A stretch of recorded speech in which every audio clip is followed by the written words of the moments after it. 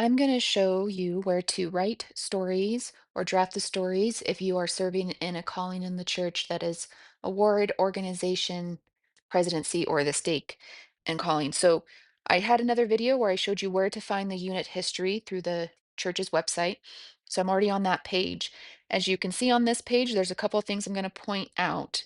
First off is I'm doing this on my phone as it makes the best video, but you can do this through your web browser on your phone, or you can do it on a computer. However, you are not going to be able to do it from the LDS Tools app. Here it is on my phone. I turned my phone orientation sideways. You can see it says unit history there, has my name on the far right side, and then there's tabs just underneath my picture. It has home, create a story, my stories, manage and help.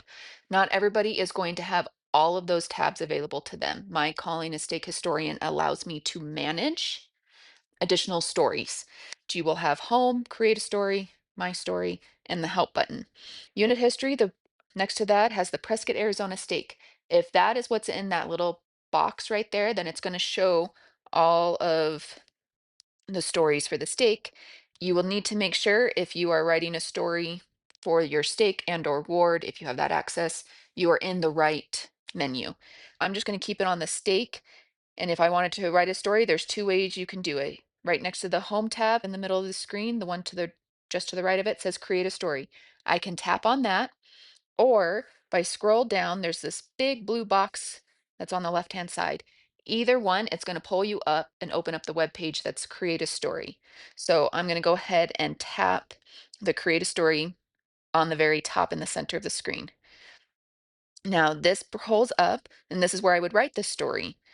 This choose a unit. I don't honestly know if everybody has access to that, but I do as stake historian.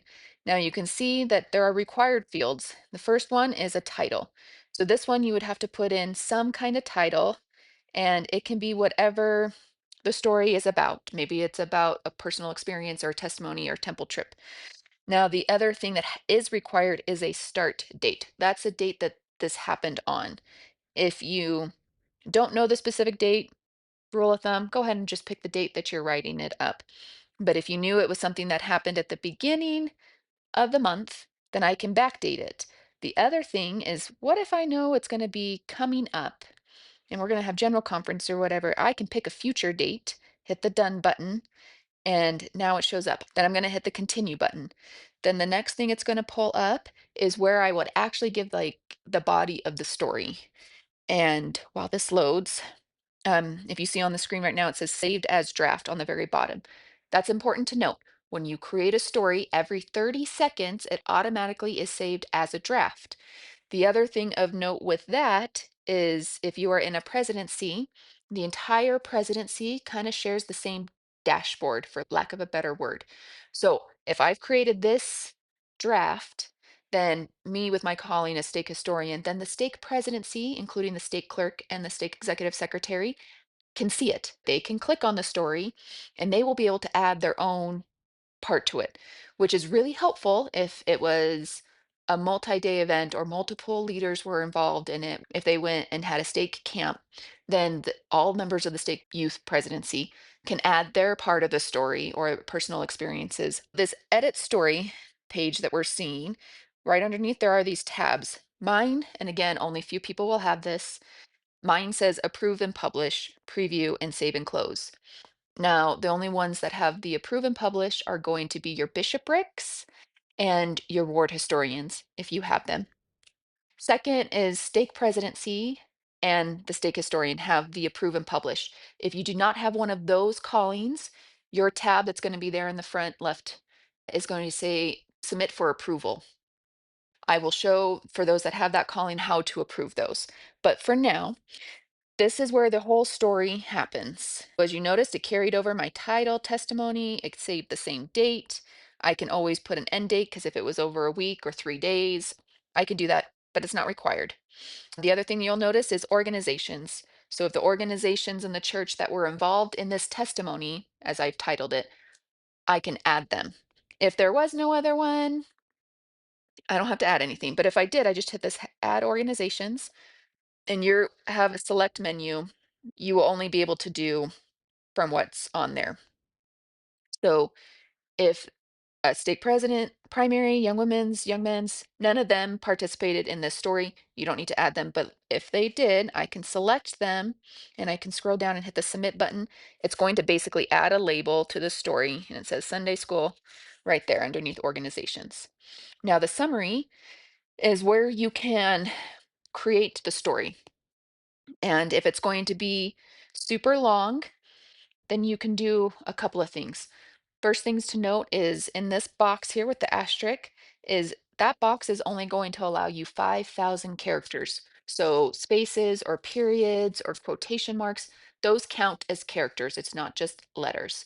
If it's going to be more than 5,000, then you have a couple of options. Maybe put in your title that'll say testimony part 2, or you can draft it in a Word document or a Google Doc and save it as a PDF file, and you can attach that PDF file as a document later on. And then in this paragraph, you could say something like, see document below. So the next thing down is this people mentioned in the story. Now, if this story is not ready to be sent to get approved right now, I would hold off on filling out this box because whatever you put in this box does not get saved every 30 seconds.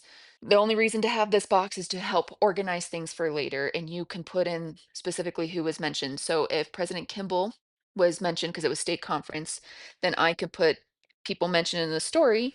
I would go ahead and actually put his first name because what if there was more than one Kimball or Smith?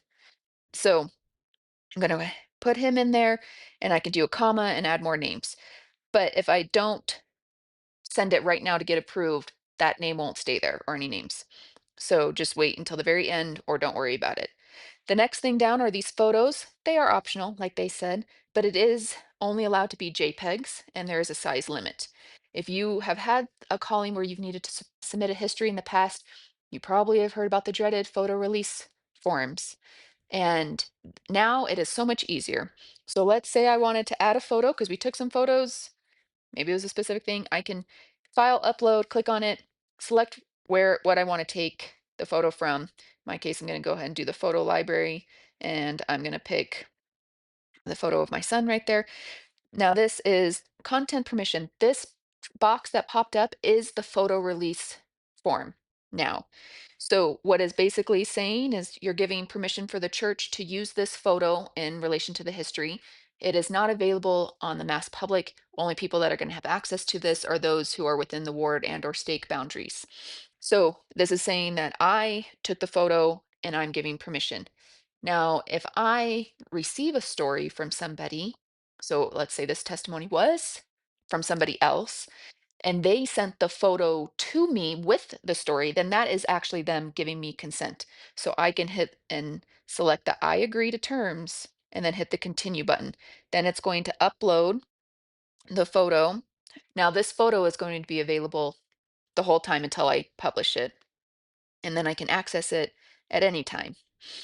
So the next thing is documents. Same thing as with the photos. However, these are the PDFs. So that's why I said if your story was going to be longer than 5,000 characters, you would need to download it as a PDF. You can upload the PDF right there and go through the same process as with photos. That content permission thing that popped up, you will have to also select that because that can't tell if there's photos in the document. So to be safe, it's a blanket thing that they get permission from. The next thing is the authors. If more than one person is authoring this story, then you can add authors. I will point out the only authors that are available, though, are whatever the church has already put in. So in my case, stake leaders. So if I got a random story from somebody about their experience, their testimony, and they're not one of those stake members, I cannot add their name. But what I could do is go back up and we have that box that's for the story. I could say, like, it was authored by, and then put the name of the member. The next thing is if you did select an author, underneath it says names and then it currently says my name.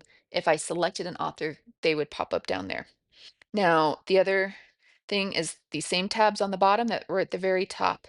I do not want to approve and publish this story as it's just a demonstration. I'm going to hit the save and close.